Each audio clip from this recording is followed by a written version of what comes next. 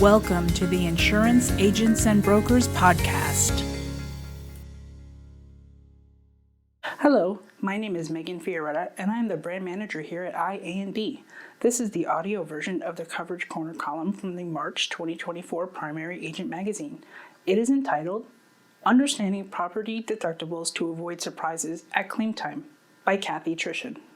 A hurricane caused significant damage to 3 buildings owned by your commercial client.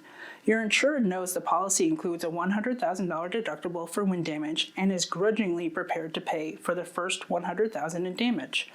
Imagine his surprise, though, when the claims adjuster explains that the total deductible for the loss is $300,000. The adjuster points to an endorsement that applies the wind deductible separately to each building.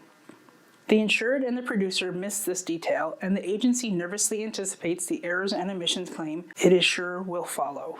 In reviewing quotes, the detail of how a deductible applies is sometimes overlooked. Below are some of the things to consider when evaluating deductible options. Flat deductibles. With a flat deductible, a set dollar amount is deducted from the amount of the loss. The same deductible may apply to all covered causes of loss, or a higher deductible may apply to certain perils such as windstorm or theft. Percentage deductibles. The key to understanding a percentage deductible is to understand what the deductible is a percentage of. While it is possible that the deductible is a percentage of the loss, that approach is not common. Usually, the deductible is a percentage of the property limit or a percentage of the value of the property. But what property? Is it all damaged property, all property at the location, or all property covered by the policy? Some policies even include business income limits or values when determining the percentage. If the percentage is based on values, are those values as of the inception date of the policy as declared on the statement of values or values at the time of loss?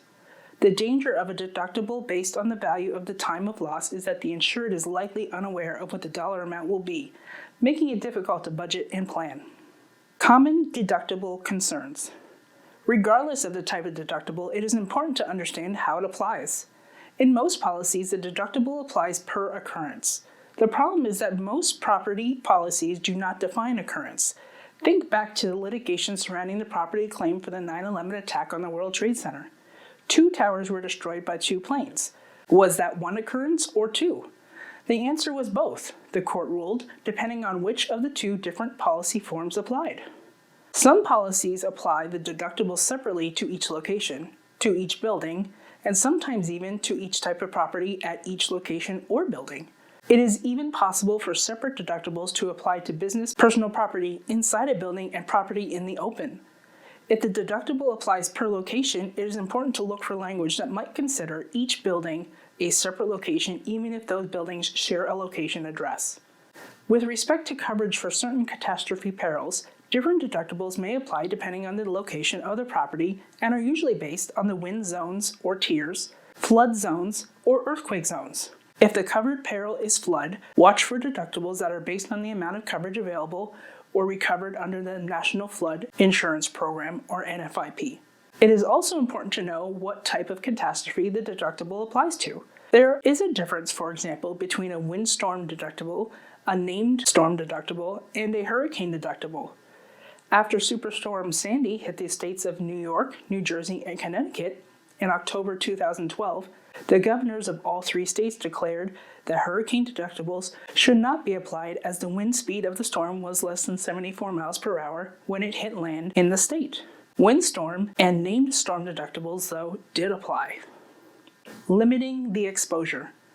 For insured who are forced to accept the deductibles higher than they would like, deductible buyback policies can help. Imagine an insured covering a $5 million building with a 5% windstorm or hail deductible that is based on the limit of insurance. The insured may not be able to absorb a $250,000 deductible.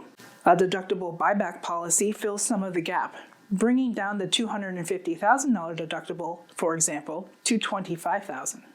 When quoting a deductible buyback policy, it is crucial that the producer and insurer understand how the overlying deductible works so that the coverage is properly written. Commercial property deductibles can apply in a number of ways. Paying attention to the deductible details before coverage is bound is crucial when evaluating coverage options. Till next time. Written by Cathy Trischan, CPCU, CRM, CIC, ARM, AU, AAI, CRIS, MLIS, TRIP, is IA&B's Commercial Lines Education Consultant. She works with our CIC and CISR programs as well as our live CE webinars.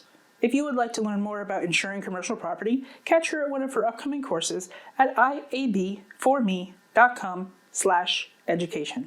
Thank you for listening.